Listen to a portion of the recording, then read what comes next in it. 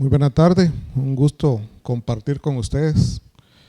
Más que una exposición, yo quisiera que lo vieran no como un enfoque muy académico, sino es una presentación mucho más de práctica, de ejemplos, de casos, y en cualquier momento sus observaciones son bienvenidas.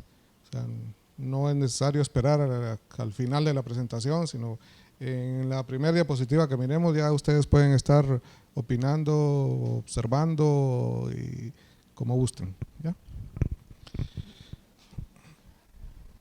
En principio hay algunos términos que normalmente en el ámbito coloquial pareciera que son los mismos cuando hablamos de conflictos y conflictividad, pero que en realidad son diferentes cuando entendemos que como conflictividad las causas que generan los conflictos, ¿no?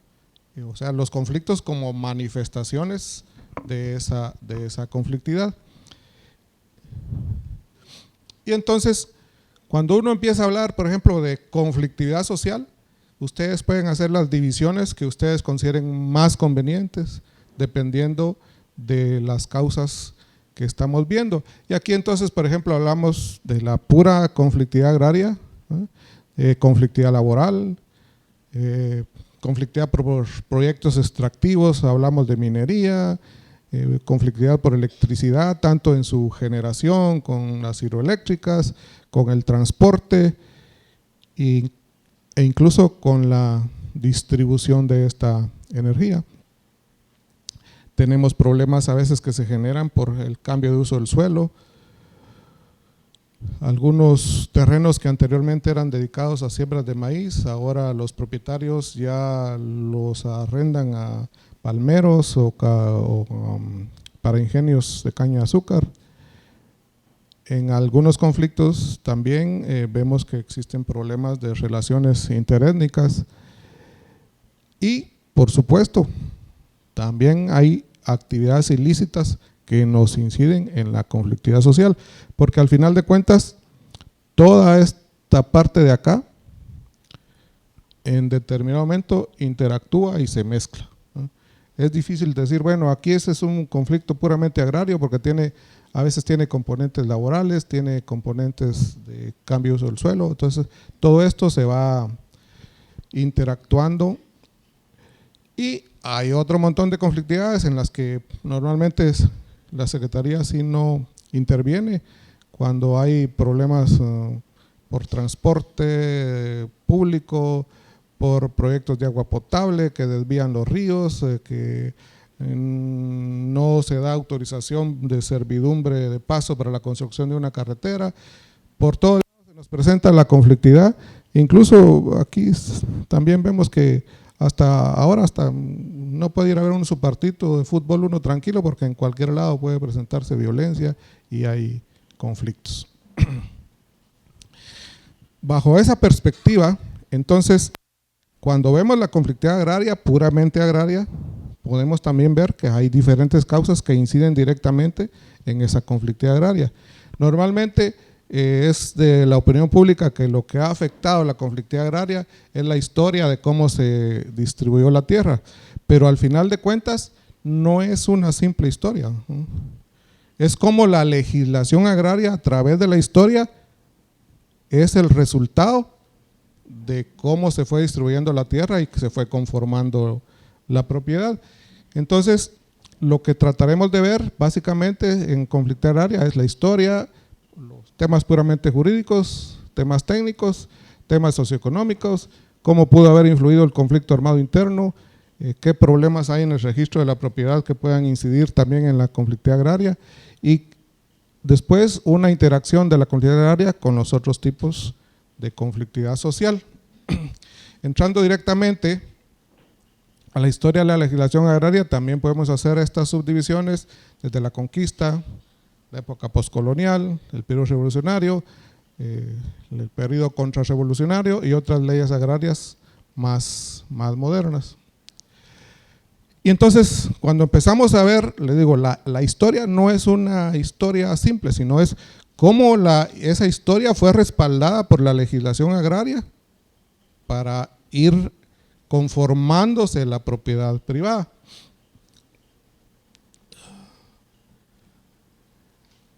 se dice que en algún momento, por ahí por 1500, el Papa dijo, bueno, la tierra es de Dios, y entonces que se reparta la tierra, y esto que le quede a España, y esto que le quede a Portugal. Brasil le quedó a Portugal y el resto le quedó a España, y entonces por eso es que nosotros quedamos como bajo el dominio español. Y al final de cuentas se usaron durante la época colonial un montón de disposiciones, cédulas reales, merced real. Una cédula real podría ser algo así como un día de hoy algún acuerdo gubernativo donde el rey emitía una disposición, y estas disposiciones normalmente era que a los conquistadores se les daba tierra por su apoyo a la conquista, pero también se les daba mano de obra para que pudieran apoyarles a trabajar esa tierra. Entonces también era como el círculo, que entre más tierra se les daba, más mano de obra necesitaban, y esta mano de obra fue adjudicada en calidad de encomienda. La encomienda tenía el objetivo de que a las personas encomendadas al encomendero era para educarlos en la fe cristiana, pero al final de cuentas era un sistema de pura explotación. Al final de cuentas, de 3 siglos de dominio español, el resultado, ¿qué es? Distribución de grandes extensiones de tierra en pocos propietarios, ¿no? Y a manera de ejemplos, ustedes pueden ver aquí algunos títulos. Por ejemplo, este es un título de 154 caballerías a una persona. Y entonces dice uno, pero ¿eso qué valor jurídico tiene? Podríamos ser. Pero muchos de esos títulos, estos especialmente, están inscritos en el Registro General de la Propiedad. Aunque su origen es de 1691, este título, si aquí hay alguien de Sansare, por ejemplo, resulta que al pueblo de Sansare, cuando el gobierno español decidió darle tierras a los pueblos, en Sansare ya no les pudo dar, porque en Sansare ya se lo había dado a esta persona. O sea que todo el pueblo de Sansare está asentado en una finca que es propiedad privada, ¿ya? Así es. Y también a los pueblos se emitió una ley que ordenaba concentrar a los pueblos para tener más facilidad del control de la población, y se crearon los pueblos de indios, y a esos pueblos de indios la legislación española decía que se les debería dar un ejido para la formación para el asentamiento de estos pueblos. Este es aquí un ejido, aquí le están dando 41 caballerías, pero adelantito vamos a ver realmente qué es un ejido, ¿no?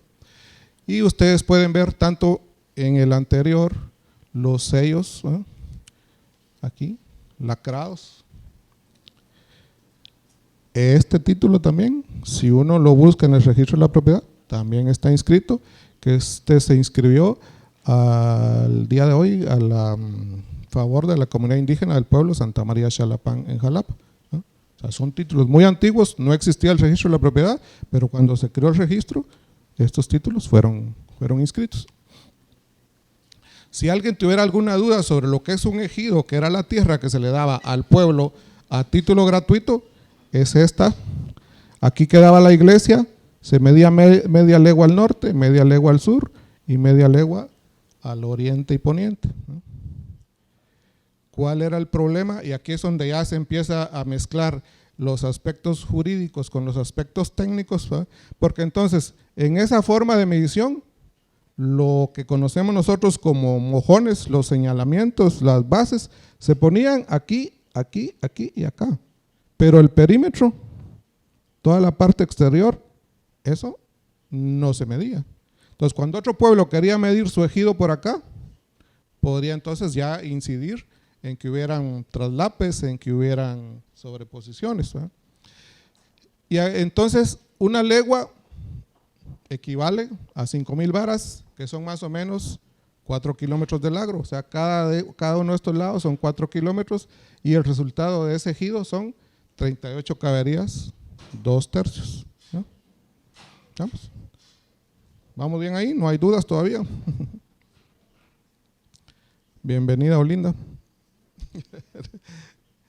Estos son otros ejemplos de títulos coloniales en función de que, aunque la ley decía que al pueblo se le deberían dar a título gratuito 38 caballerías, había pueblos que decían que necesitaban más tierra porque eran muchos, y normalmente entonces si les daban 148, 138, les descontaban las 38 que eran de título gratuito y el resto lo tenían que pagar.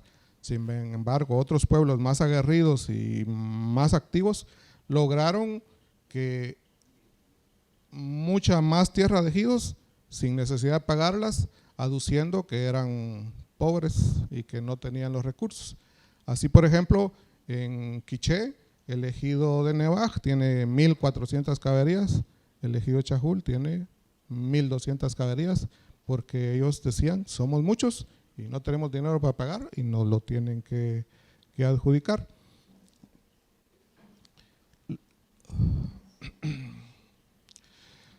Entonces dice uno, bueno, la población originaria de nuestros pueblos sufrió durante la época colonial. Claro que sí, ¿no? Pero muchos de esos pueblos recibieron tierras durante la época colonial. Y cualquiera pensará que al ir evolucionando el tiempo se va a mejorar la situación de estos pueblos. Pero durante la época postcolonial y republicana, las cosas fueron peores.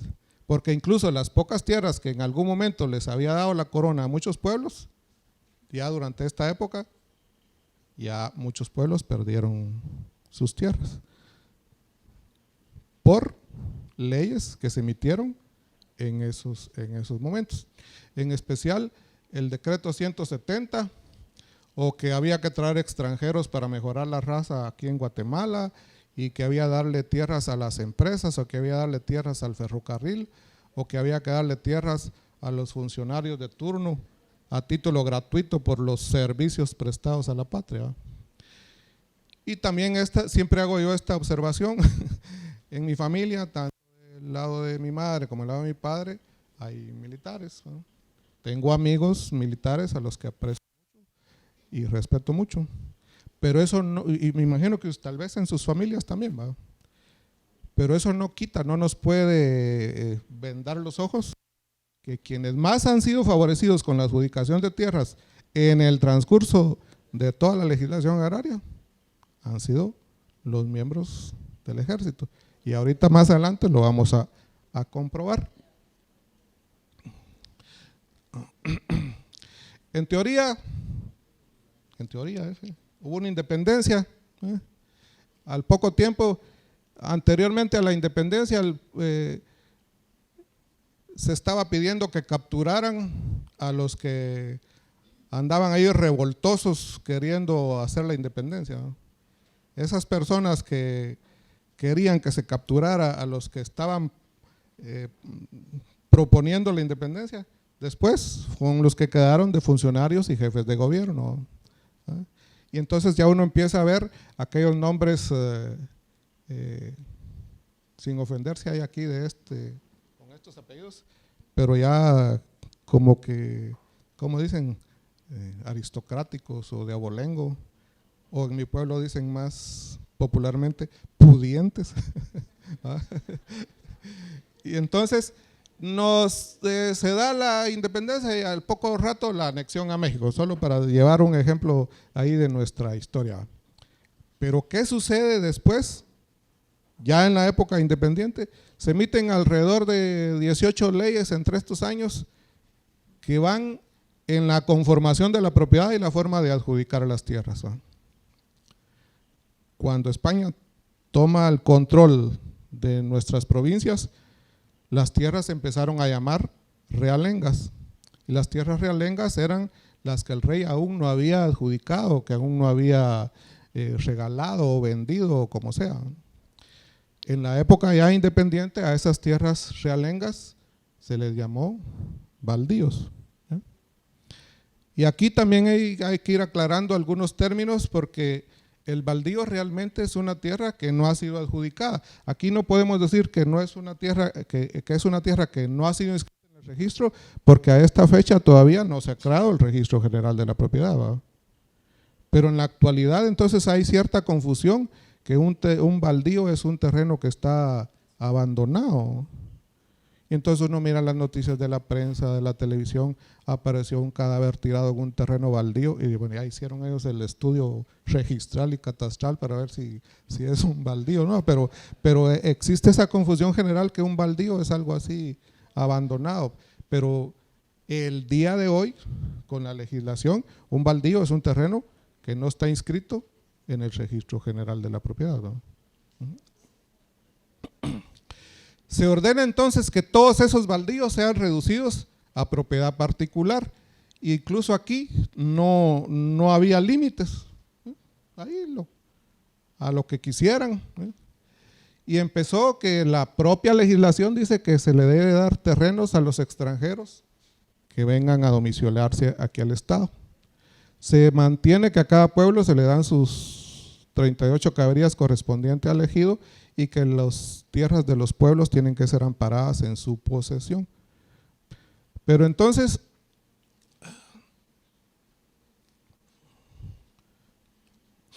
empezamos con algunos ejemplos. Lo de la colonización, que hay que mejorar la raza, y entonces se vienen que todos los extranjeros que quieran venir a cualquiera de las provincias van a tener derecho a tierras, pero inicialmente decía un terreno cuya superficie sea un cuadro de 1000 varas por lado. Digo yo, bueno, si yo vivo en Europa, ¿será que tan jodido esté para venirme aquí a estas provincias por un terreno de 1000 varas por lado de aquellos tiempos? Pues no era muy atractivo realmente, siento yo, ¿verdad? Pero había, entonces ya más adelante también se empezó a decir que, bueno, si es el matrimonio y viene con su familia, ya es una caballería, pero aún así era poquito realmente en esa época. Pero ahí la legislación fue evolucionando y se establecen como agencias de colonización en la que el Estado hace convenios con una agencia para que esa agencia se dedique a traer colonos, ¿no? Uno de los más famosos aquí en Izabal creo que es la colonización belga, ¿no?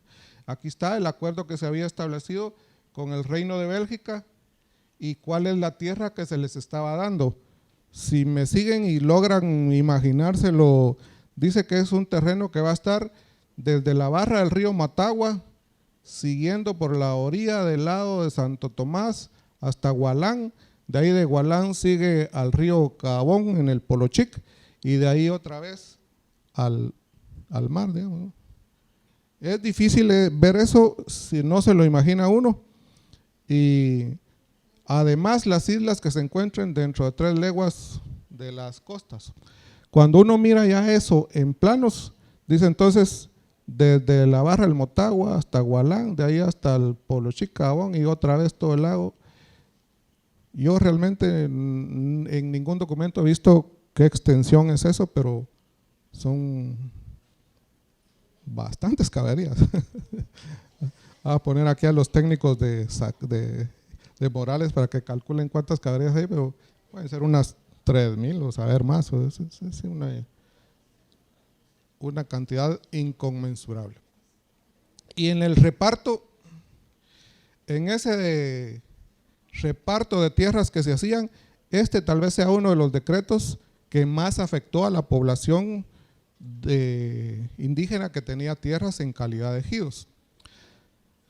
Porque en un principio, digamos, el espíritu de este decreto, para nosotros que tal vez somos más inclinados a tener propiedad privada, estaba bonito, porque decía, bueno, si esta familia está en tierras de un ejido y está pagándole alquiler a la municipalidad por usar esas tierras, a través de este decreto se permite que esas tierras que tiene en posesión y sobre las que está pagando alquiler, las pueda adquirir en propiedad privada y que incluso todo lo que ya pagó de alquiler se le abone al valor de las tierras. Estaba bien, ¿no? El espíritu pues fue en esa línea. Sin embargo, lo que sucede es que posteriormente este decreto fue cambiando. Y entonces decía que las tierras de ejidos ya se podían sacar a subasta pública, ¿no? Sin importar quién las tuviera en posesión. Y entonces, ¿quién se quedaba con las tierras en la subasta? el que tenía más plata. Y después este mismo decreto también se fue usando, que aunque no tuviera posesión, aunque no tuvieran subastas, decían que a partir de este decreto se le adjudicaban a fulano de tal cierta cantidad de tierras. Y si se dan cuenta ustedes, para esta fecha el registro de la propiedad ya existe. Y entonces aquí hay una gran dualidad, porque las tierras en la época de la colonia se le dieron a los pueblos, las municipalidades no existían. Pero después muchos de estos pueblos que ya tenían tierras hicieron remedir sus tierras para tener más certeza jurídica y las volvían a medir y las remedían, porque entre más se volvía a medir, más reafirmaba uno la propiedad. Pero en esas gestiones de remedidas normalmente eran acompañados por las municipalidades.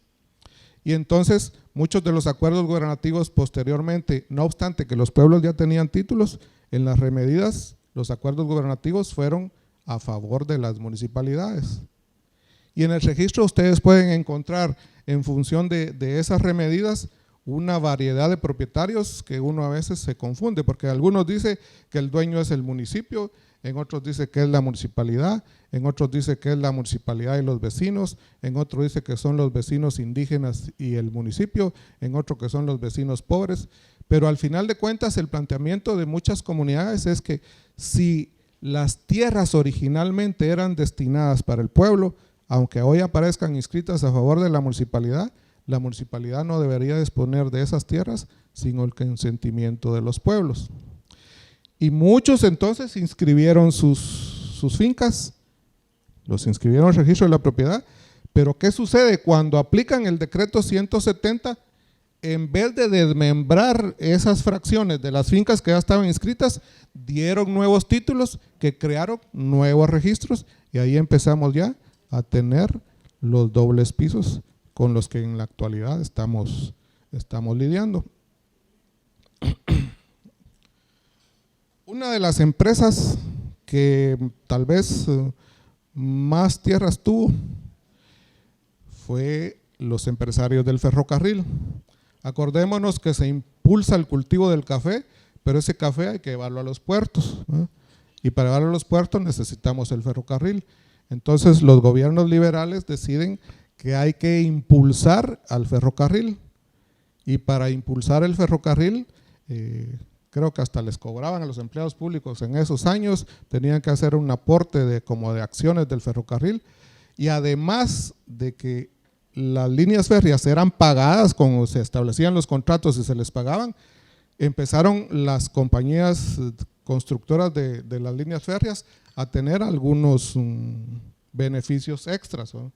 Por ejemplo, esta dice que esta empresa va a ser la línea férrea que viene de Escuintla a la capital, y además que se le va a pagar. En una de las cláusulas del contrato dice: el gobierno concederá a la empresa, ¿va?, en los terrenos baldíos de la República, en el lugar que ellos dispongan de mutuo acuerdo y que ellos designen, 1,500 caberías de tierra. Entonces dice, era tanta la extensión, tan grande, que no se podían medir en un solo, tenían que hacer diferentes bloques, ¿no? Y dice uno, bueno, pero ¿y esto qué es? ¿Historia o qué? Pero resulta entonces que esas adjudicaciones formaron fincas, se inscribieron. Incluso el origen de las tierras que tiene la compañía guatemalteca de níquel es precisamente una parte de esas 1,500 caberías que en su momento el Estado regaló como piñata a los ferrocarrileros. Y entonces dice uno, bueno, si se están repartiendo las tierras como que fueran dulces en una piñata, pues sigamos, ¿va? Y a este otro, 100 caberías en Santo Tomás, 1,500 en las márgenes del Sarstún, 1,000 en Izabal, el río Polochic, 300 en Alta Verapaz y 1,000 en las márgenes del Motagua, y así, ¿no? Y entonces todo eso al final de cuentas se volvió propiedad privada. A este otro se le concede en plena propiedad, dice, 7,500 caberías de los terrenos baldíos de la República que puedan haber en el Petén, Alta o Baja Verapaz, Zacapa o Izabal. Ya. Y yo con un milotecito de 10 por 20 en Nueva York.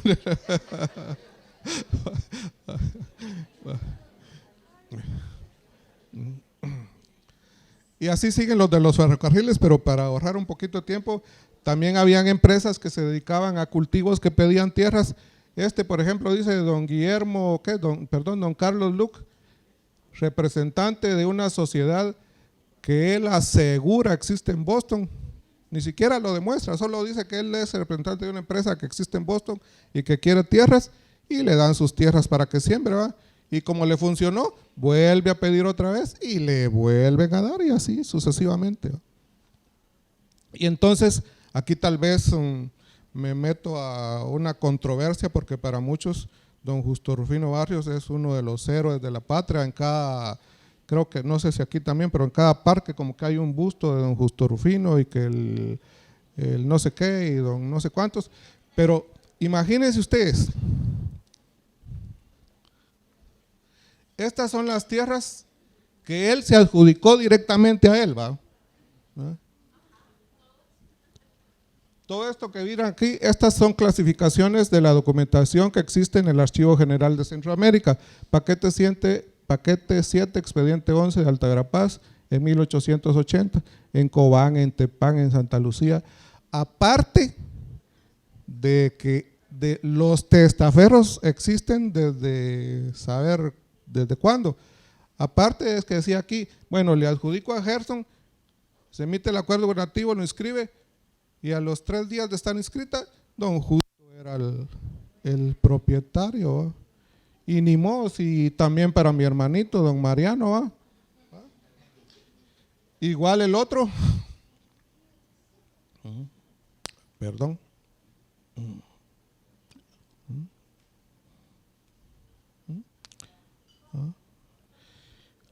y aparte después las que ellos compraron ya cuando ya tenían otro dueño y ellos las compraron, ¿no?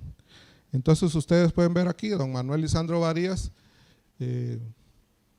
más que todo eran la Costa Cuca, lo que es ahí por Coatepeque, como que por ahí le gustaba, ¿no? Me acuerdo en un expediente, dice don Manuel Lisandro Varías, que hay unos indígenas que están pidiendo tierra ahí, que para qué quieren tanta tierra si ellos ni siquiera lo saben trabajar, ¿va? Y en cambio él sí necesita más tierra porque su finca apenas mide 120 caballerías y necesita expandirlo más, ¿va? ¿Cuál es la característica de ellos? Que fueron gobernantes, que fueron militares. Y entonces cuando uno revisa, al final de cuentas dice, pero don Justo Rufino Barrios impulsó el ferrocarril y que no sé qué. Pero cuando uno mira este documento que es el inventario de la mortual de don Justo Rufino, resulta que él era accionista del ferrocarril, ¿verdad? Y que tenía su chaletío en París, ¿eh? ¿Ah? Y acciones del ferrocarril por todos lados, y ahí uno puede ver ahí que lo que hicieron hace poco en el Ministerio de la Defensa de darle 50,000 quetzales a los generales como bono extra, don Justo Rufino lo recibía también cada mes y sin tanto clavo. Y entonces cuando uno mira cuál era su, ¿cómo se dice? Su inventario patrimonial al momento de su fallecimiento, dice 33,500,000 pesos. Si ustedes calculan esa fortuna en esos años, al día de hoy, no tengo idea si le aplican, ¿cómo se llama? La inflación y todo lo demás, pero entonces es la parte de la historia que a veces en las escuelas no nos enseñan, ¿no? Entonces, el libertador, ¿cómo se llama?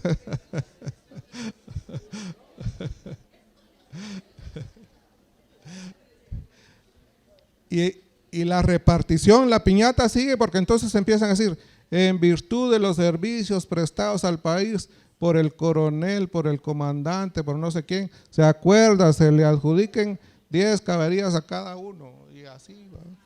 Y entonces, y atendiendo a los servicios prestados al país, se les concedan 5 caballerías, estos como que eran más gachitos, estos que eran Ah, perdón, son licenciados.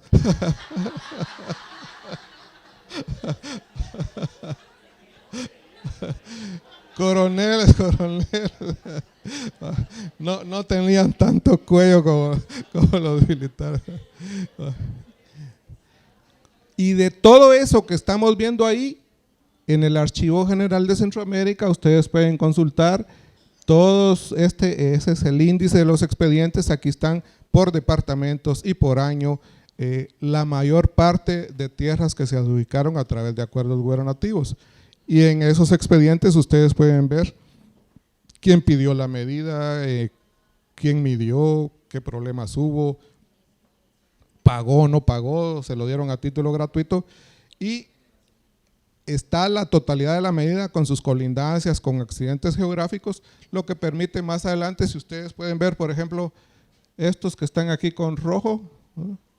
Ya cuando después se hacen los análisis catastrales de dónde quedan ubicadas esas fincas, aquí por la bahía de Santo Tomás de Castilla, aparecen aquí también con sus adjudicaciones, y todo esto puede hacerse en base a la descripción de los accidentes geográficos que se describen en el transcurso de la medida. Y pueden seguir viendo entonces que a los adjudicatarios son generales, ¿no?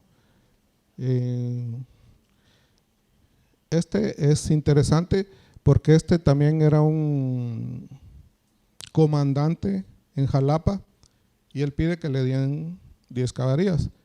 Lo bonito, lo interesante, no bonito, tal vez suena feo, lo paradójico de este caso es que él dice que él quiere 10 caballerías, ¿eh? Con todo y la aldea que está dentro, ¿eh? Y entonces se emiten el acuerdo gubernativo y les dan las 10 caballerías, y sus 10 caballerías tienen este límite, un río y una laguna que aquí está en Monjas, Laguna del Hoyo en Monjas, y este es el polígono de su medida, y entonces uno puede ver al hacer los análisis cartográficos dónde se ubica y se da cuenta que la aldea que él quería realmente quedó adentro, ¿ya?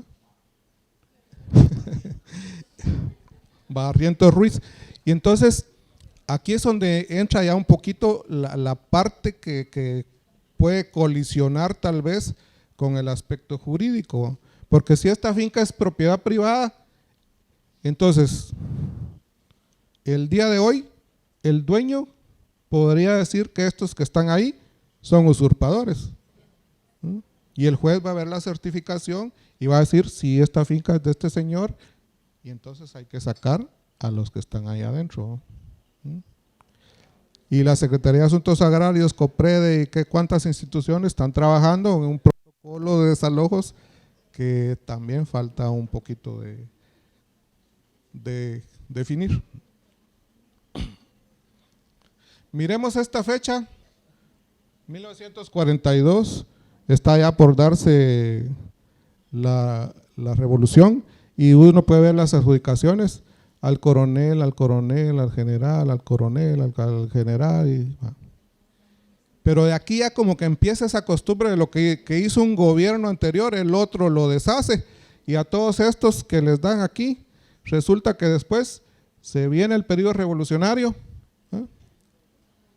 Y se emite nueva legislación, se declaran que los latifundios pueden ser expropiados, que las personas que tengan mucha tierra y no la trabajen están obligadas a darlas en arrendamiento a comunidades indígenas o campesinas.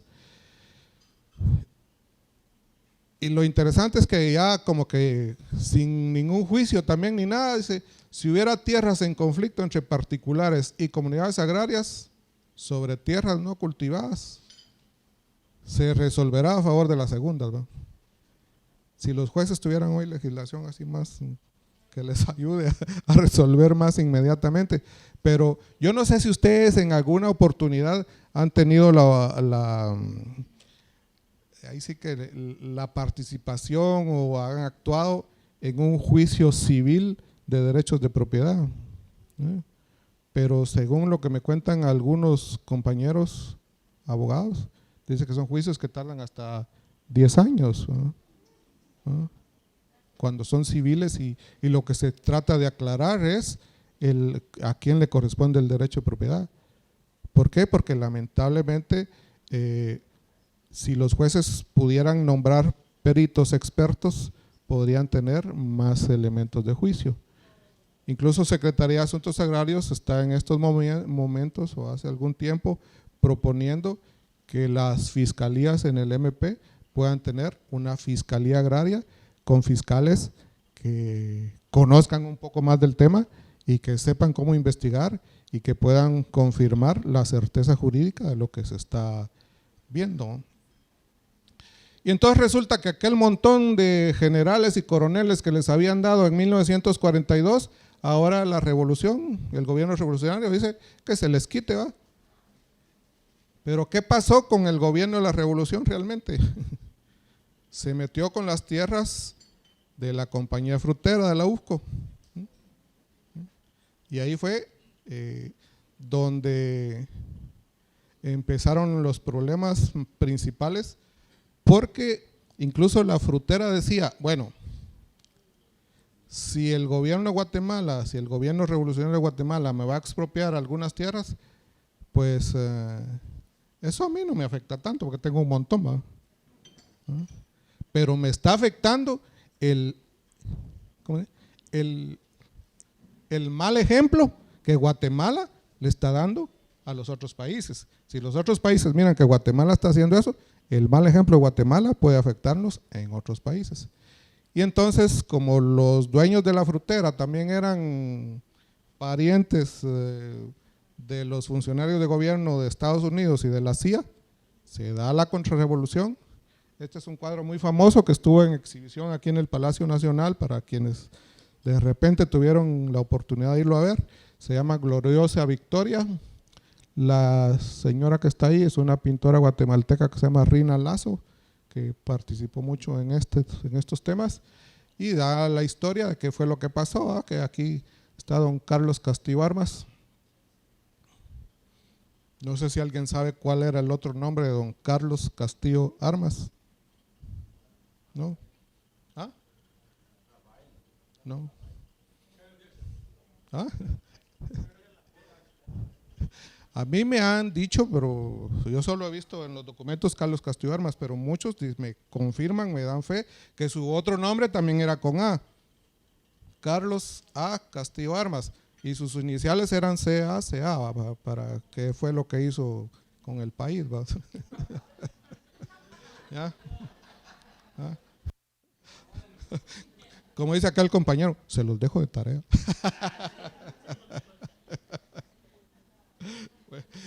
Entonces, ¿qué pasó? Como que hubo mucho dinero por medio, entonces los militares ya no actuaron en defensa del gobierno guatemalteco y se dio la contrarrevolución, y ahí empiezan otras leyes también que a deshacer todo lo que había hecho el gobierno anterior, ¿va? En el fondo tampoco crean que todo lo del gobierno de la revolución fue favorable para los pueblos, porque a pesar de todas esas leyes protectoras, la ley de titulación supletoria en la actualidad, ¿cuál es el máximo que permite titular? Pregunta de privado. ¿Cuánto? ¿Media? ¿Otro? ¿Quién da más? La ley de titulación supletoria vigente permite titular un máximo de una caballería. Una. Pero en el gobierno de la revolución, la ley de titulación supletoria permitía titular supletoriamente 100 caballerías. Y entonces, ¿para qué irse por todo el trámite que establecía el Código Fiscal de nombrar a un medidor y hacer la medida y nombrar testigos y hacer actas y esperar el acuerdo gubernativo, si era más fácil? Cuando ya en estos años las leyes agrarias lo más que permitían, en un principio les digo, no habían límites. A finales de 1890 pusieron 30 de límites, 2-3 años después pusieron 15 caballerías de límite. Entonces, ¿eso de qué puede servirle a ustedes? Pues digo, si hoy miramos aquí que ustedes están viendo una finca que alguien le fue adjudicada por acuerdo gubernativo en 1910 y dice que son 60 caballerías, ojo, porque de repente ahí hay algo chueco, algo malo. Y todo lo que el Estado le había dado también a las comunidades, dice, se restituye a patrimonio del Estado. Ya más adelante entonces se emiten otras leyes agrarias donde el cambio principal es que todos aquellos terrenos que estaban sin inscripción en el Registro General de la Propiedad ya no se van a adjudicar en propiedad particular, sino que la ley ordena que se midan y se inscriban en el Registro de la Propiedad a favor del Estado para que el Estado lo pueda repartir entre las personas que llenen los requisitos para ser beneficiarios de la transformación agraria. Eso se repite tanto en la ley, en este estatuto agrario, como en las leyes del INTA de 1962, y después la ley del Fondo de Tierras, que trae un artículo que dice que el Fondo de Tierras debe resolver, agilizar y dar trámite eficiente a las solicitudes de adjudicación aún no resueltas por el INTA, que aquí en el departamento de Izabal hay un montón, ¿ya? Y lo más importante es que dice que el Fondo de Tierras prácticamente tendría que recuperar todas aquellas tierras que se adjudicaron en forma anómala. Y aquí siempre cuento yo la anécdota donde un compañero del Fondo de Tierras en una reunión como esta dice, en función de esto, por ejemplo, en la franja transversal del norte, donde se entregaron tierras a militares, a narcotraficantes o a personas que llenan ambas cualidades, yo no me voy a meter. ¿Verdad? Y entonces, ¿para qué queremos una ley si bueno, de repente tiene razón, pero bueno. Aquí pueden ustedes revisar que los terrenos baldíos se confirme que un terreno baldío es el que no estaba inscrito.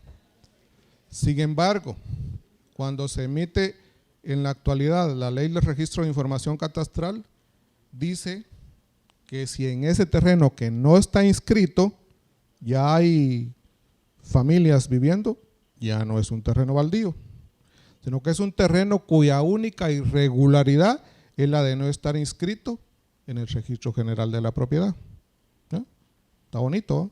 Y entonces que se debe aplicar la titulación especial, un procedimiento más ágil que una titulación supletoria, la titulación especial. Pero resulta que la titulación especial no aplica en Izabal. Y tampoco se puede aplicar la ley de titulación supletoria. Y como en ese terreno hay familias, ya no es baldío, tampoco se puede hacer el procedimiento de baldíos. Y entonces si una comunidad llega con ustedes a que les apoya a regularizar sus tierras, ¿qué mecanismo vamos a usar? ¿No? En Izabal, ¿no? Como están los de Rubelpec y Marcaján, que no tienen certeza jurídica y se están matando entre ellos porque los límites no están bien definidos, ¿no? Pero en estos momentos la legislación está casi que en contra de ellos. Y toda la legislación anterior nos demuestra, en el INTA, por ejemplo, se decía que en la adjudicación de terrenos baldíos se le debía dar prioridad a los actuales ocupantes. Entonces eso como que es contradictorio un poco con las leyes del registro de información catastral. Si cambiamos de gaveta, nos hacemos un poquito, al final de cuentas les digo, todo se mezcla, ¿va? Pero miremoslo ahorita en un enfoque puramente más técnico y quisiera ser un poquito más breve. Entonces que los métodos empíricos, la impericia de los operadores, la mala calibración de los equipos de medición, todo eso, lo muy antiguo de las medidas, nos da entonces que hay desconocimiento de muchos aspectos técnicos que nos da como resultado que la gente en su mayoría no conoce sus mojones y sus linderos, sobre todo ese montón de tierras que fueron adjudicadas a título gratuito por los servicios prestados a la patria. Algunos propietarios nunca tomaron posesión de esas tierras, solo eran los dueños, ¿no?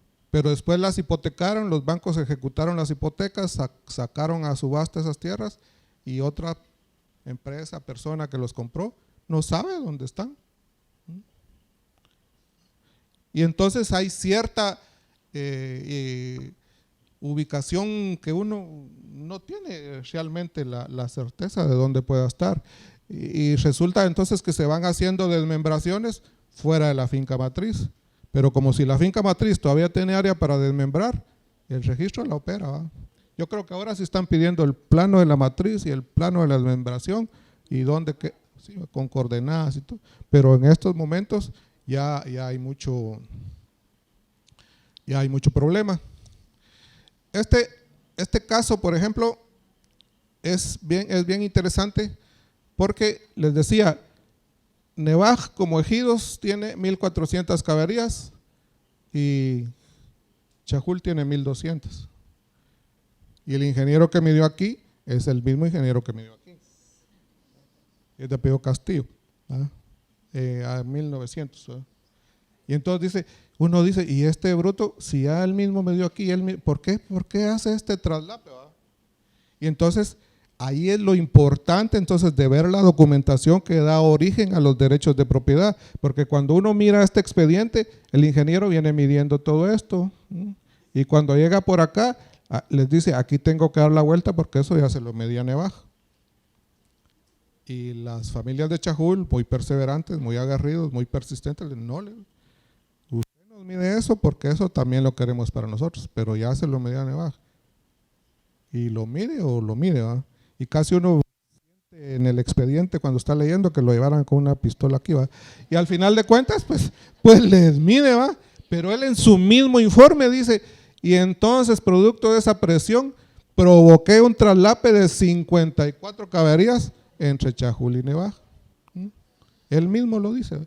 Y empieza el lío judicial.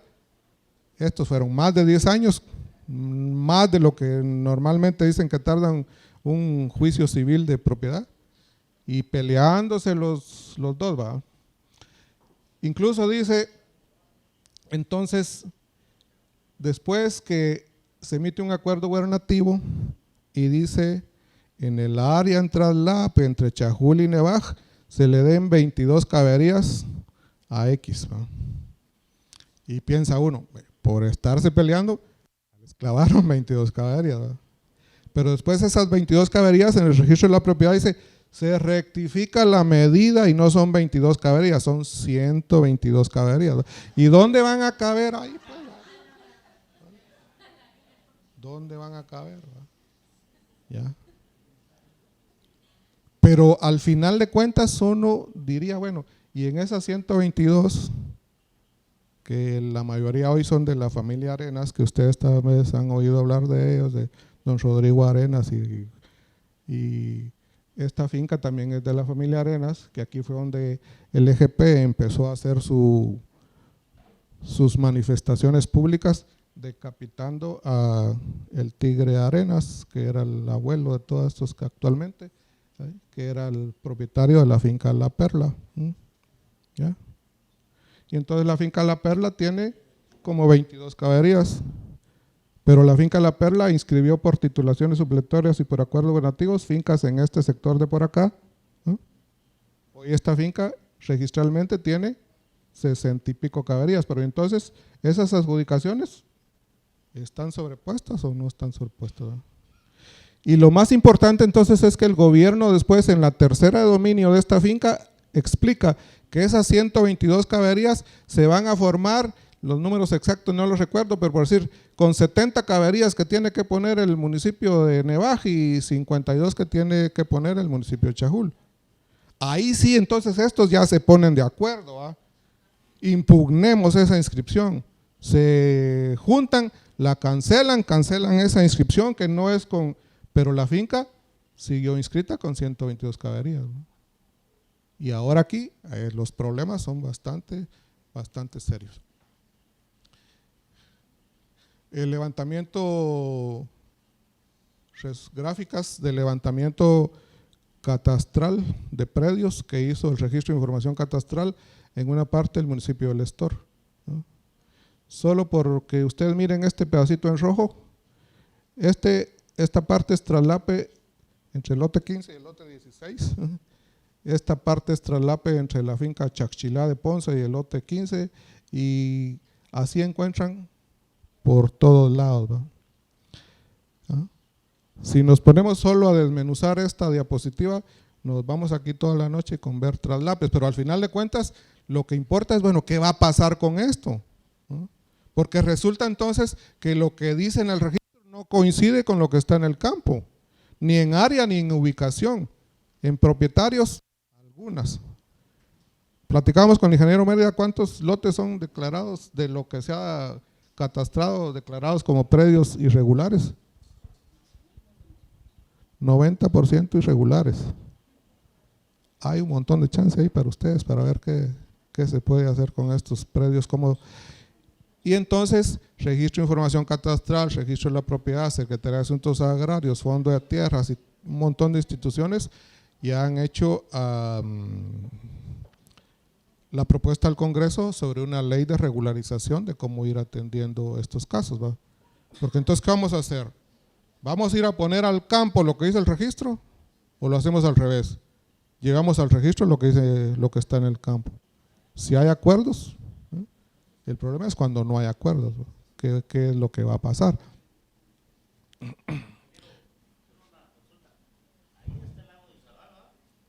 Esta parte aquí. Sí. Sobre todo en la parte de por acá, si hay alguien que asesore a Naturaceites, Naturaceites hizo una titulación supletoria que queda dentro del lago, según la descripción, pero ya cuando hizo su unificación, ya la metieron a la tierra y esa unificación ya suma a las otras áreas que ellos tenían, ¿no? Y ahorita hay un gran problema aquí en esta parte, donde fue el problema que murieron unos soldados en Semuy, creo que se llama, ¿no? Está vinculado mucho a ese conflicto. Vamos a ver otros temas porque el tiempo es un poco corto.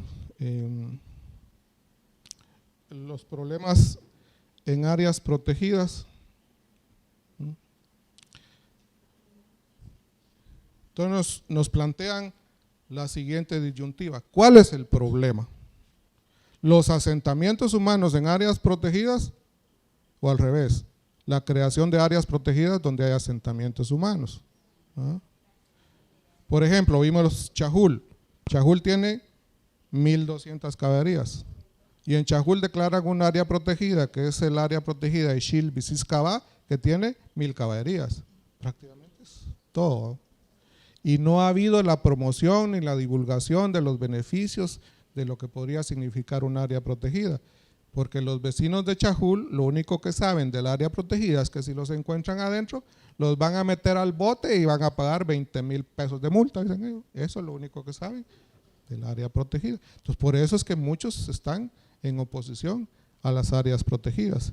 Y en relación a las áreas protegidas, entonces, ¿qué artículo les aplico? Porque el 22 dice que si hay familias asentadas o comunidades asentadas en un área protegida, deben readecuar su permanencia a los usos del área protegida, a las condiciones del área protegida. Pero aquí no dice que hay que sacarlos, ¿ah? Pero en el otro dice que si hay familias en el área protegida, cometen el delito de usurpación de áreas protegidas.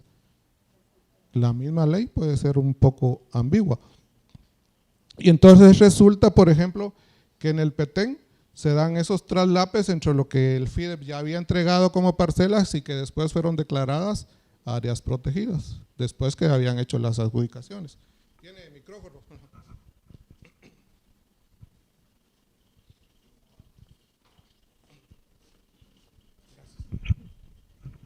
Buenas tardes a todos y a todas.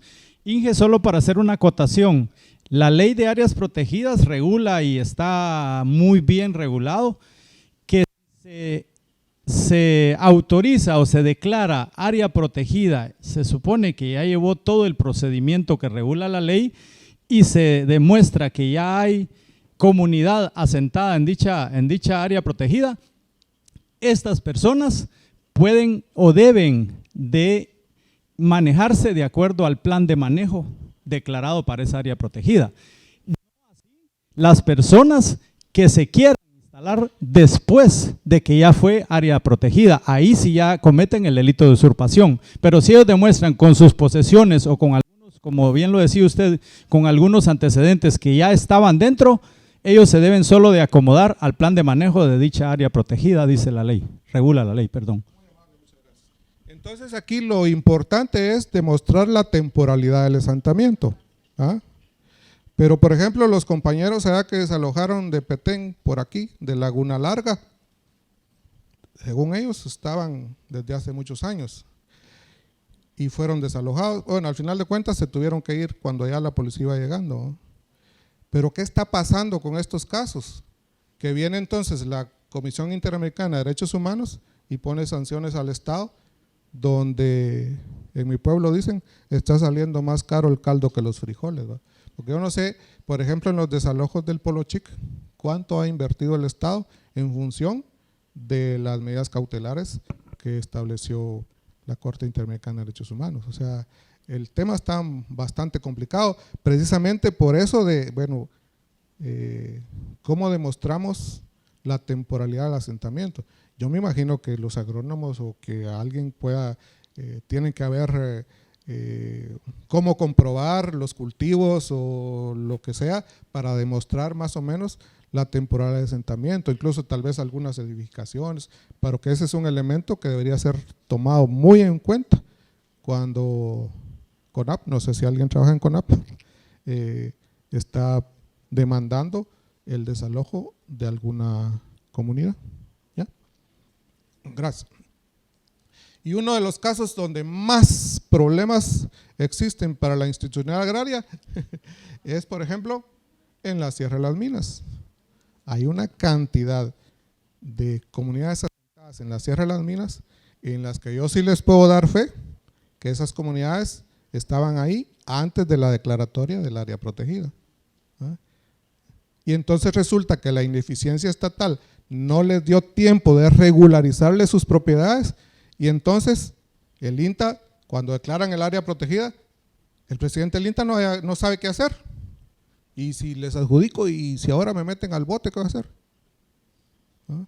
Y les cuento algo que es muy íntimo, pero viene el presidente del INTA, entonces le voy a decir al CONAP que solicite la adscripción de las fincas del Estado que están en esa área protegida, que eran más de 20, alrededor de unas 22 fincas nacionales.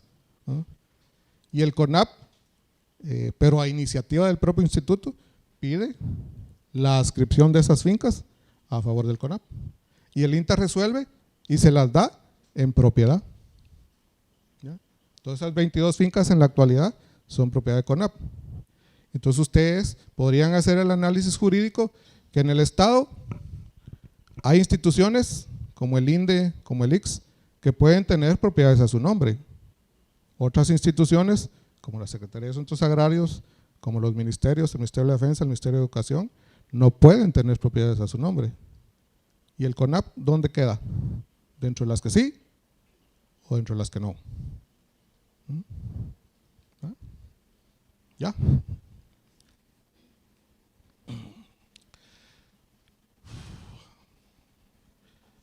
Muchos conflictos se están convirtiendo también como bandera política en tiempo de elecciones. ¿No?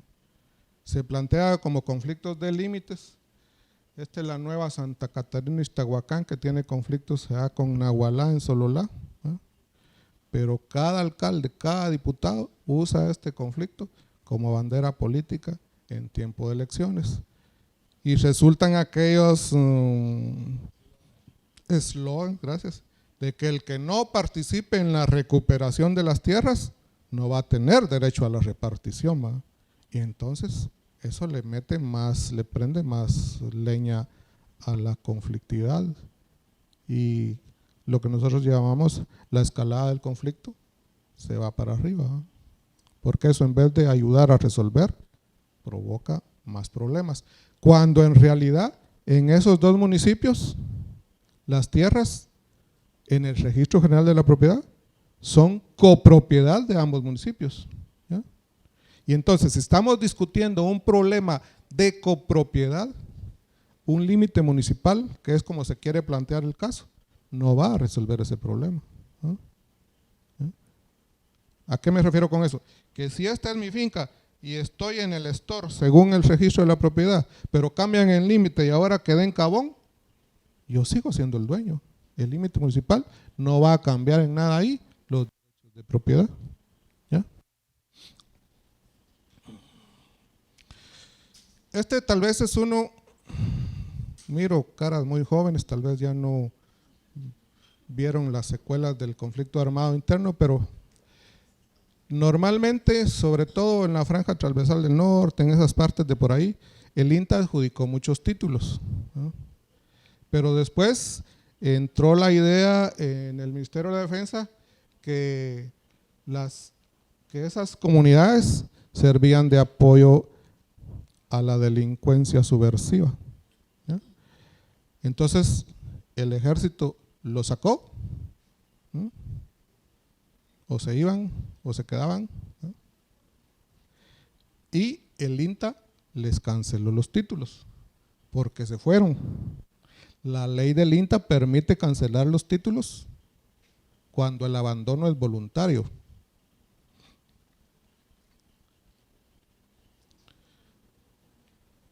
Pero en estos casos, ¿será que el abandono fue voluntario? Y entonces muchos le echan la culpa al INTA, que el INTA canceló los títulos. Pero lo que la mayor parte no entiende, que esa cancelación de títulos era parte de la política de contrainsurgencia para minimizar a la guerrilla. Y ya con las tierras desocupadas, el ejército organiza sus comités voluntarios de defensa civil o sus patrullas de autodefensa civil que son afines al ejército y les ofrece tierras y los lleva a las tierras que desocuparon los que fueron expulsados o masacrados, ¿ya? Pero entonces, con el apoyo de ACNUR, todos los refugiados que se van a México, en determinado momento deciden, queremos regresar a nuestras tierras, pero esas tierras ya están ocupadas. ¿Y entonces qué hacemos, va? Y se emiten por ahí, en 1992, hay un documento muy famoso que se llama Los Acuerdos del 8 de octubre de 1992, donde se dan algunas recomendaciones para atender esta problemática. Y resulta que en la mayoría de los casos no se logró que retornaran a las tierras que tenían originalmente. Entonces se creó el Fondo de Reinserción Laboral y Productiva por el AP para que pudieran comprarles fincas a los refugiados y pudieron regresar a esas fincas. Pero también la presión internacional resulta que obligó a hacer compras muy apresuradas porque los retornados ya estaban en la frontera con México, no había dónde ubicarlos y terminaron haciéndose compras, por ejemplo, como la finca Chaculá en Nentón, la compró el Estado a través de Forlap, pero hasta después se dieron cuenta que en la finca había gente de la comunidad del Aguacate, por ejemplo, que había sido de los patrulleros de autodefensa civil, ¿no?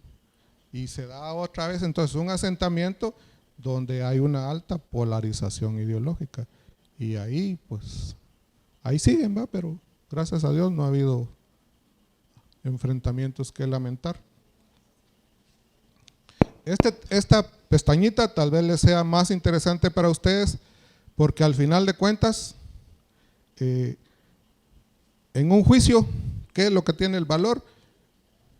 Yo mando al compañero Gerson Mata que está usurpando mi finca y le presento al juez mi certificación de registro y él no presenta nada. ¿Quién presentó la mejor prueba? Yo, ¿no? Entonces, afuera, ¿no? Pero resulta que hemos tenido casos, ¿no?, donde ya ahora algunos jueces, después de los estudios que han visto de la Secretaría, dicen, me acuerdo de una resolución en Cunén, donde dice, la finca número 1, folio 2, libro 3, es de esta señora. Eso no hay duda, es lo que dice la certificación. Pero a mí como juez no me han demostrado que la comunidad esté adentro de esa finca. Entonces yo no los puedo tipificar como usurpadores. La certificación dice que es de ella, eso no hay duda. Pero yo no sé, dice el juez, no me han demostrado que las familias estén adentro de esa finca y los eximen. Se quedan.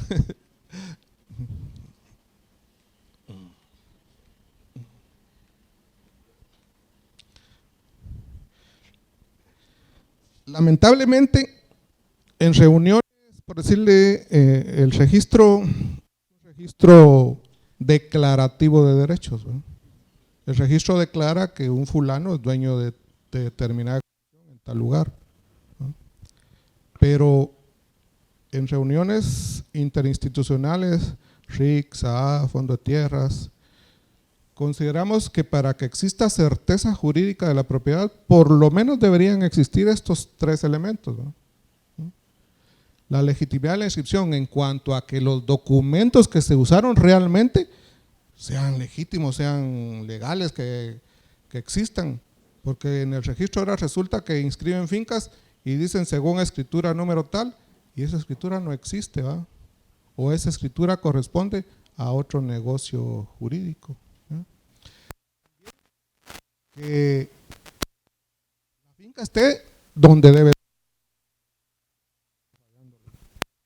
Baterías.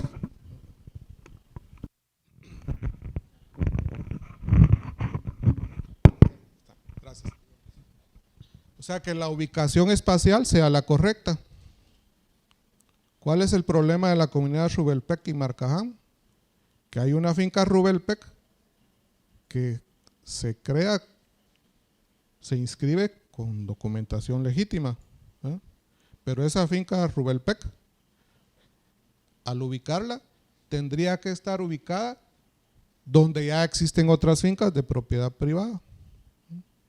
¿Qué hace el dueño Rubelpec? Entonces le dice al registro, solo le manda un aviso. Fíjese que mi finca ahora ya no está aquí, ahora va a estar aquí, ¿va? ¿No? Y entonces, ¿qué sucede ahí? Que se está modificando la primera inscripción de dominio, y el Código Civil es claro en cuanto a cómo se puede modificar la primera inscripción de dominio. No solo con ir a decir, mire, ahora mi finca no la quiero aquí porque aquí está muy feo, allá está más planito, la voy a poner allá, ¿va? Pero entonces el registro, ¿por qué acepta eso? Y entonces, una certificación de registro, ¿será que nos garantiza los tres elementos que se citan ahí? Probablemente ese enfoque desde el punto de vista jurídico tal vez no se le ha puesto mucha atención, pero entonces resulta que existe la posibilidad de inscripciones anómalas. A veces uno quiere verificar la veracidad de esa documentación y la documentación está extraviada en el registro, ¿ya? ¿Ya?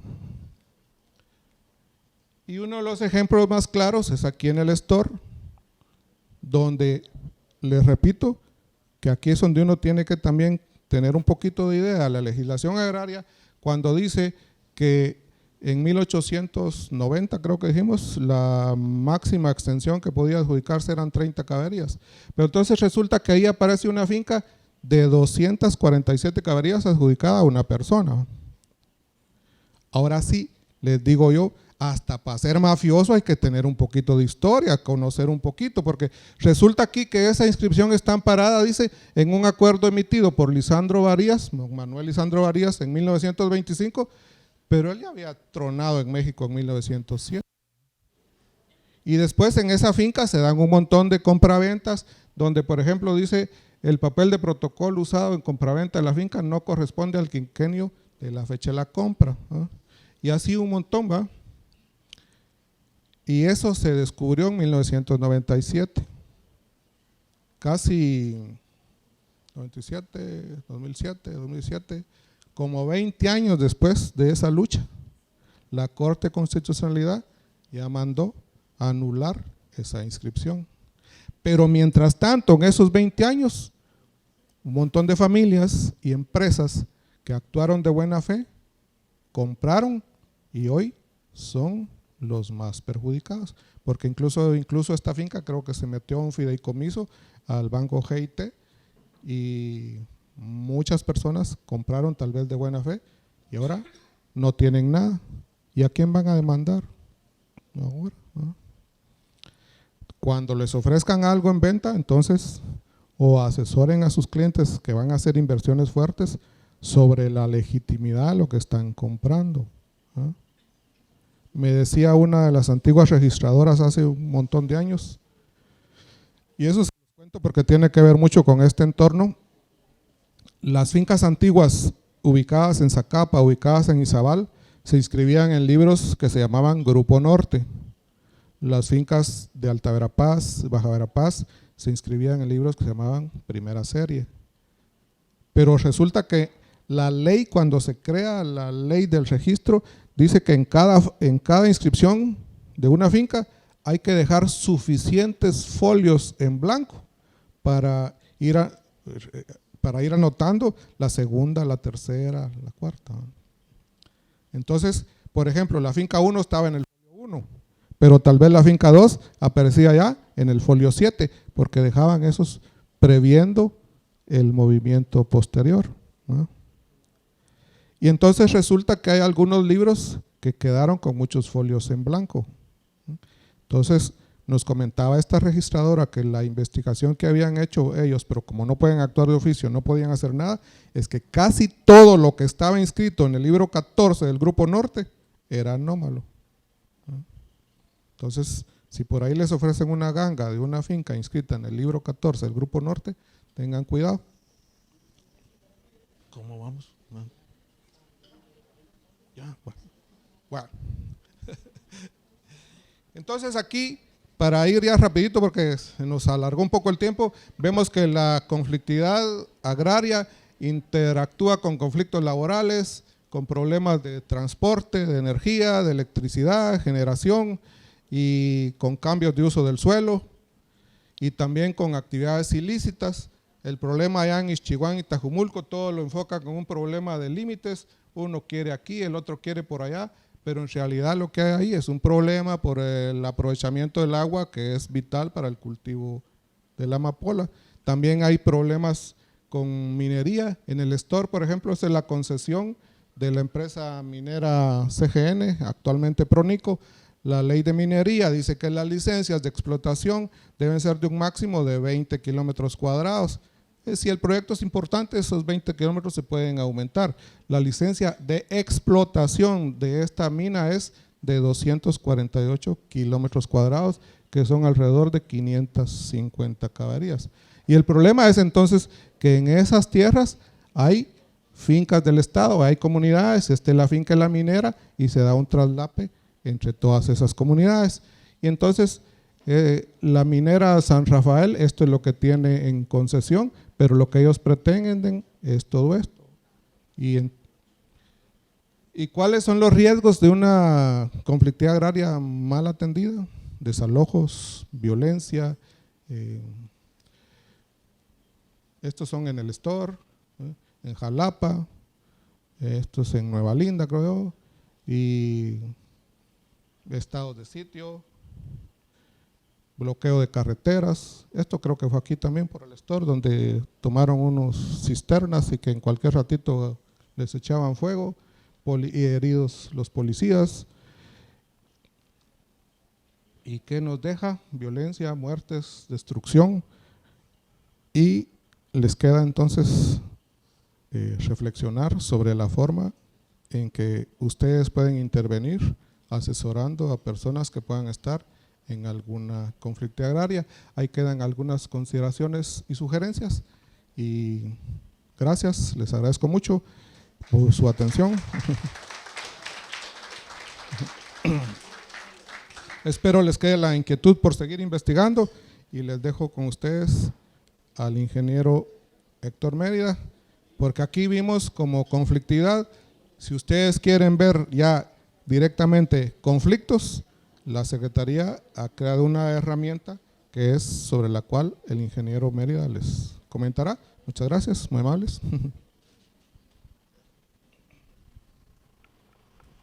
Por lo menos veo estirarse un par de centímetros para cada lado para agarrar oxígeno.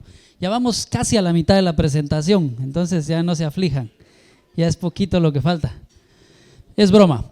Vean, creo yo por la hora y el tiempo que nos habían dicho, al ingeniero Mario le hicimos señas como 5 veces, por eso terminó rápido, porque él tiene experiencia ahí que nos puede seguir contando, pero creo que por lo menos ya le dio algunos parámetros generales de cómo algunos factores históricos pueden ir tomándose en cuenta en el trabajo diario de ustedes. ¿ya? ¿Qué puede pasar en una región? ¿Qué puede pasar?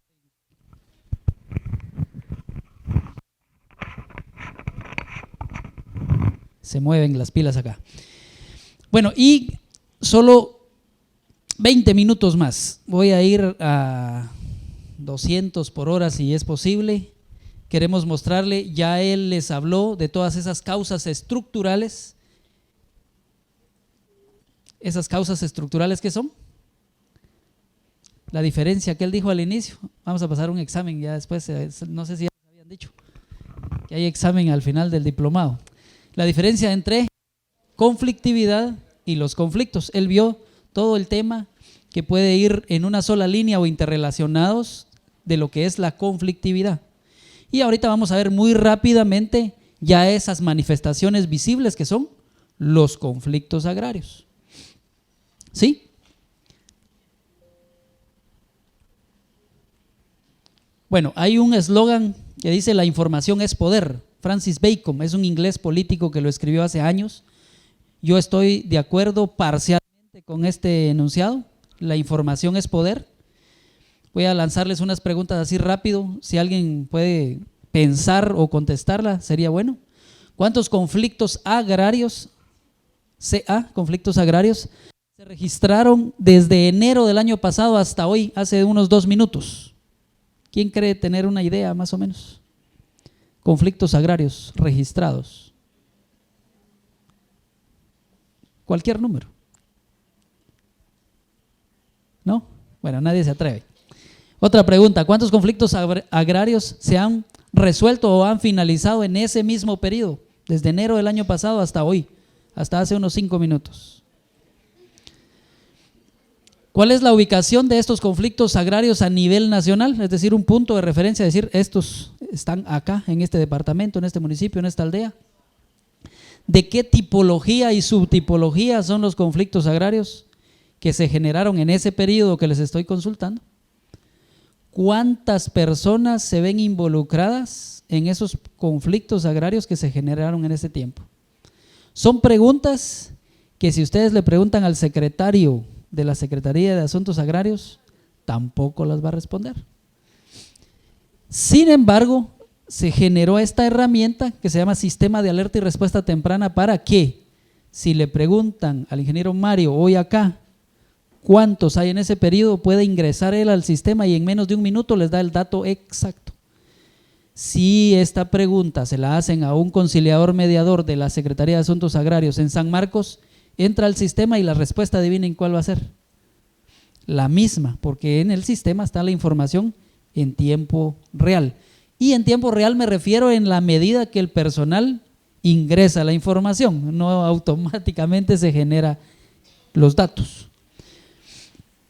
Este sistema partió de un diagnóstico rápido, digo rápido porque nos hubiera llevado más tiempo diagnosticar cómo estaba la institución hacia adentro, pero nos llevó casi 6 meses hacer el diagnóstico. Nosotros tenemos esta fotografía, no sé si la alcanzan a ver atrás, pero es un archivo, es un cuarto con documentación de casos de conflictos agrarios finalizados. Ahí ya está ordenado, imagínense cómo estaba cuando no estaba ordenado. Los expedientes de los casos en proceso, los casos finalizados, si se finalizan en la oficina de Morales, en la oficina del Estor, del Polo Chic, las 3 que tenemos en Petén y las 19 que tenemos a nivel nacional, al finalizar un caso, ese expediente se va a la ciudad capital. Si el personal que estuvo atendiendo el caso quiere recuperar, quiere hacer un informe, quiere ver algún dato específico de un caso, ya no lo tiene en la oficina, tenía que pedir permiso a la ciudad capital. Alguien de una dirección especial ahí a nivel central iba a la zona 1, porque en la zona 1 está este archivo, iba a ver la papelería, el expediente.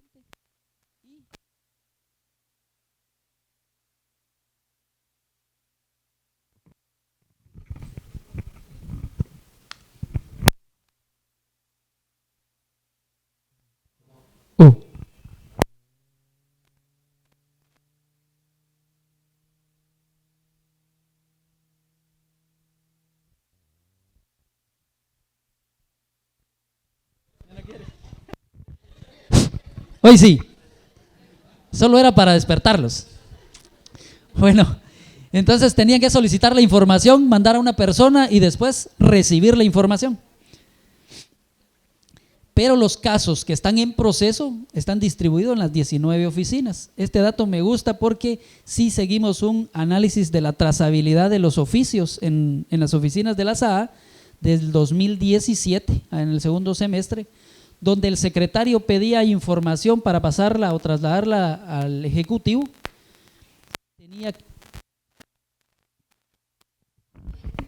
Ya no quiere, yo creo que el micrófono se va a cansar antes.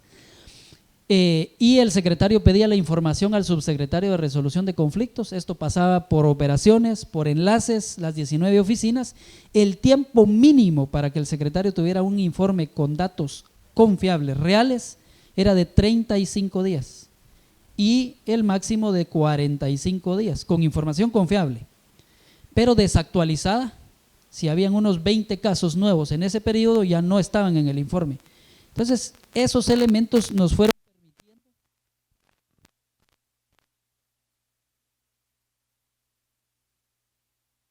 Hoy tenemos para otras 3 horas. Bueno, ¿en qué me quedé?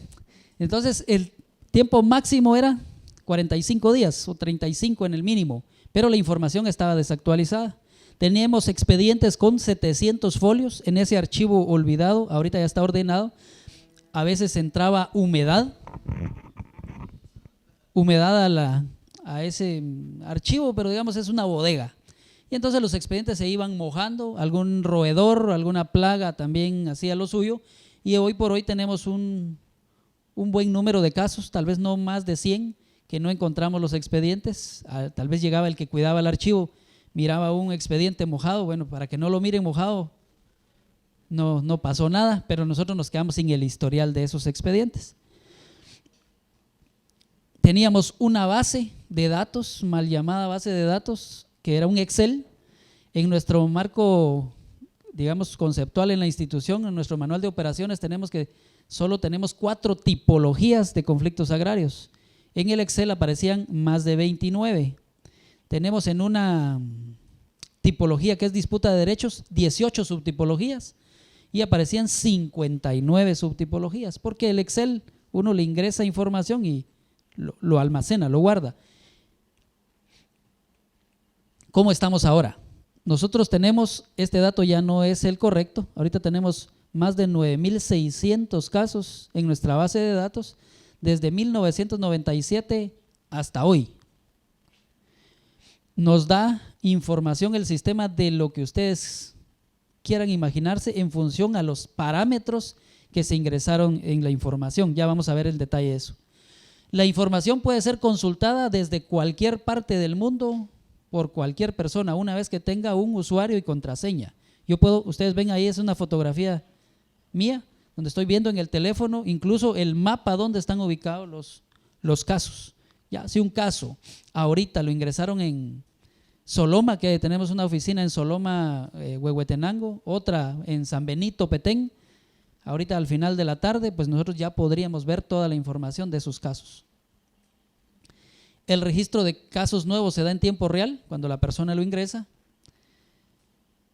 Se puede consultar la etapa de un caso. Si ustedes conocen de algún caso de conflicto agrario, digan, mire cómo está ese caso, yo quiero verlo. Se entra y se ve. Bueno, ¿cuál fue la última actividad que hicieron en seguimiento al caso? Aparece el informe de avance de la última mesa de diálogo. Ya, toda la información que ustedes quieran, allí va a estar.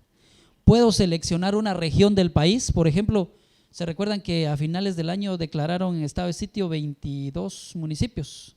Izabal era el completo, los 5 municipios. Y una consulta que hacía el presidente es cuántos conflictos agrarios hay ahí y cuánta gente hay involucrada. El número de los conflictos no lo recuerdo, pasaba de 400 en estos 22 municipios y habían más de 104,000 personas involucradas en estos conflictos agrarios.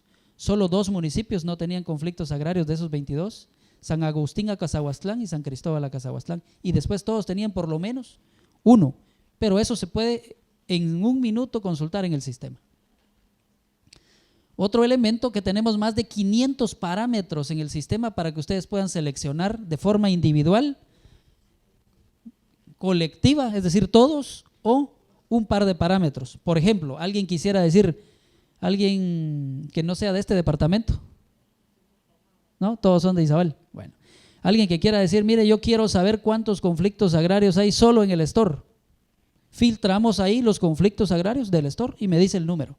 Ah, pero de esos del store quiero saber cuántos llevan solo 2 años de haberse creado, porque pueden haber unos ya más antiguos. Me filtra eso. Bueno, de esos casos, ¿cuántos son límites territoriales? Me filtra cuántos de esos son límites territoriales. ¿Cuántos de esos conflictos agrarios en límites territoriales tienen la participación de más de 100 familias o más de 100 familias involucradas? También me da esa información. ¿Qué organización acompaña? El nombre de la persona. Aquí hay algunos parámetros de los cuales se pueden seleccionar.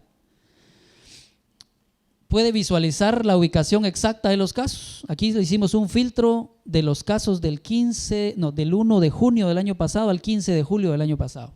Y esta es la ubicación a nivel nacional. Cada color es una región para nosotros. Ustedes pueden pedirle al sistema que el color se los clasifique por la tipología, por la subtipología, por la cantidad de personas, pero acá fue por región, por departamento, por municipio. Como es un sistema de alerta y respuesta temprana a conflictos agrarios, en el sistema ustedes solo están viendo información de las 2 primeras etapas, pero hay muchas más. Nosotros tenemos en el sistema contemplados 5 eventos o 5 momentos que nos dan alertivos. Un primero a nivel local, que es la estrategia de atención cuando se registra un caso. Un segundo, cuando un caso es priorizado a nivel regional. Por ejemplo, en el store estuvimos el día de ayer trabajando con el equipo de la SAA. Allá hay 75 casos en proceso ahorita.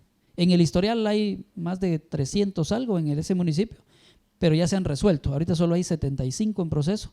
21 de esos ya son priorizados a nivel regional, por la complejidad, por la necesidad de participación de otras instituciones o por estar a otro nivel en la toma de decisiones.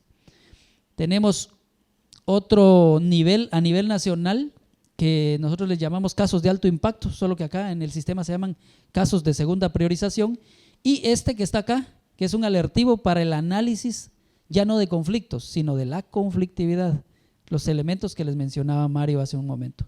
Pero también tiene 4 momentos de respuesta, es decir, mire, aquí puede haber una escalada con la semaforización. ¿Ya? Un caso está verde, para nosotros es un semáforo, solo que no es de 3 colores, son de 4, verde, amarillo, naranja y rojo, latente, temprano, tardío y crisis, y hay parámetros que seleccionan qué criterios debe tener el caso para estar ahí. Si yo entro al sistema y le digo, miren cuántos casos hay ahorita en crisis, ustedes escucharon el caso les refería Mario, el de la semana pasada, que hubieron muertos en el store. Ese en nuestro sistema estaba en amarillo unas semanas antes. ¿Qué quería decir? Que ya iba llegando a crisis y eventualmente llegó a rojo la semana pasada, ¿sí? Entonces el sistema nos permite poder ver cómo va la escalada de un conflicto y poder atender de forma preventiva. Todavía estamos ajustando algunos elementos ahí. ¿Cómo se desarrolló el sistema? Primero se hicieron revisiones de otros sistemas de prevención a nivel del mundo. Somos el primer país del mundo, de Latinoamérica por lo menos, que tiene un sistema de alerta y respuesta temprana a conflictos agrarios. Sistemas de alerta para tema de desastres hay más de 17, pero en conflictos agrarios es el primero. Entonces hicimos una adaptación de otros. Luego desarrollamos un proceso de validación. Un poquito el eslogan que les decía yo ahí con Mario, que él tiene más experiencia, debe haber nacido en la Secretaría de Asuntos Agrarios. Hay gente que está trabajando el tema de conflictividad agraria hace más de 19, 15 o 20 años. Entonces, con ellos validamos las propuestas que teníamos para el desarrollo. Y finalmente, generamos un marco conceptual y gestionamos fondos con cooperación internacional para que pagaran a una empresa para hacer el desarrollo. El SARCA tiene 9 módulos. Voy a darles un pincelazo de 4 de ellos rápido. Primero, el registro de casos. Aquí no es más que un formulario que tiene información de 3 instrumentos hacia lo interno de la SAA. Uno es la solicitud de la persona que quiere que se le atienda el caso como conflicto agrario. Luego hay un diagnóstico previo, nos da algunos otros elementos que se anotan ahí. Por ejemplo, ahí ya no solo escucho a la parte que llegó conmigo, sino voy con la contraparte, mal llamados parte y contraparte. Al final las dos son partes del conflicto. Y finalmente, un dictamen de la institución donde hay, digamos, competencia institucional. Si no es un conflicto agrario, la Secretaría de Asuntos Agrarios pues lo va a trasladar a donde corresponda. Y este formulario al final tiene un mapa donde está la ubicación de un punto de referencia de ese conflicto, ¿sí? Regularmente los conflictos agrarios son un área, pero nosotros, como no sabemos al final, después de la investigación registral, catastral o histórica eventualmente que se haga, tenemos solo un punto de referencia. Luego está el proceso de atención. En el proceso de atención, nuestro manual de operaciones refiere que para la mediación de conflictos agrarios hay 11 etapas y algunas subetapas. Entonces, en total tenemos 24 ítems ahí, muchos son de checklist, solo decir, tenemos el diagnóstico previo, sí, y vamos a consultar el papel. Sin embargo, hay 6 casillas acá donde hay un resumen. Por ejemplo, algún periodista aborda al subsecretario en la ciudad capital y le dice, mire, ¿cómo está el problema ese que en el store que se mataron la semana pasada? Él ya puede entrar, puede ver la mesa de diálogo que se hizo el jueves y estar ahí el informe de qué se abordó, quiénes llegaron y a qué acuerdos llegaron. Entonces él fácilmente puede entrar a su teléfono y dar una explicación sin necesidad de llamar al coordinador del store y ver si está en oficina o está en campo. Ahí hay muchas áreas donde no hay señal. El tema de semaforización, que es para ver la escalada y desescalada de los conflictos. Cada 2 meses los 1.460 y centavos de conflictos que tenemos hoy a nivel nacional en proceso se semaforizan, es decir, se ve en qué estadio está. Aquí hay varios criterios.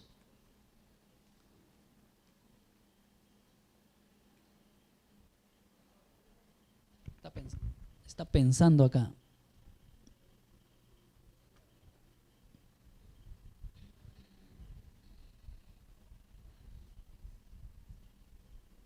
Bueno, en lo que termina de pensar.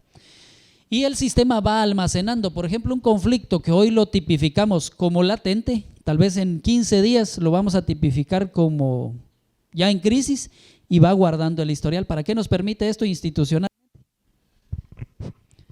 Para que nosotros en el futuro podamos hacer a través del sistema análisis de qué acciones se desarrollaron en ciertos conflictos para mantener contenidos los mismos. No sé si me doy a entender. Es decir, si en 20 conflictos a nivel nacional se ve la escalada, pero antes de eso, de esa escalada, lo que se hizo fue la feria, por ejemplo, del pueblo, entonces uno puede empezar a relacionar un elemento con esa escalada. Solo estoy dando un caso muy, muy hipotético, pero va uno pudiendo relacionar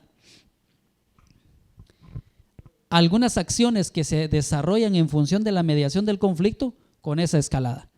Además, el sistema nos permite, si hoy yo de esos 1.500, les decía, 1.560 tenemos ahorita en proceso, conflictos agrarios, ¿cuántos la Secretaría de Asuntos Agrarios, según el análisis de sus actores que ha hecho, define que están en crisis? Ese filtro lo hicimos hace como 2 semanas y teníamos 19 casos a nivel nacional que estaban en crisis. ¿Qué nos decía eso? ¿Qué nos pudiera decir? Si hay 19 casos de los 1.500 en crisis, que a esos 19 había que prestarles mayor atención porque en cualquier momento podía ocurrir lo que ocurrió la semana pasada. Muchas gracias.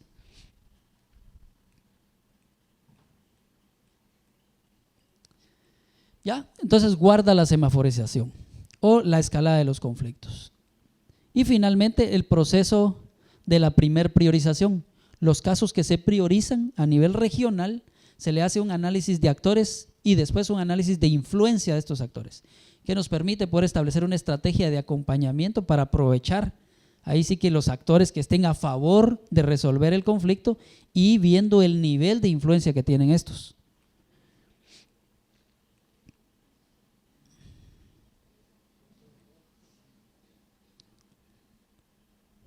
Bueno, me voy a quedar ahí. ¿La información da poder entonces, sí o no? Sí, cuando la administramos y nos sirve para poder tomar decisiones. Les quiero mostrar esta gráfica última, si me deja el…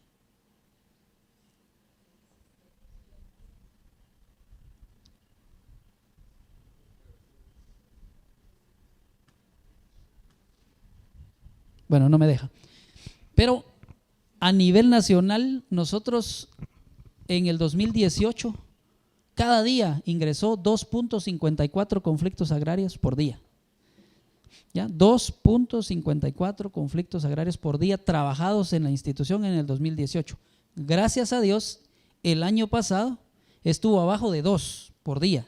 Entonces, digo gracias a Dios. Algunos en la institución dicen, no, lo bueno que hayan conflictos para que haya trabajo. No, lo bueno, cuando una institución que se dedica a la mediación baja el nivel o la frecuencia o la cantidad de conflictos, es porque se está haciendo trabajo preventivo, que a veces no se valora, porque se valora cuando hay un problema y alguien va a contener el mismo. ¿Ya? Pero el año pasado estuvo por debajo del 2. Y con esta me despido.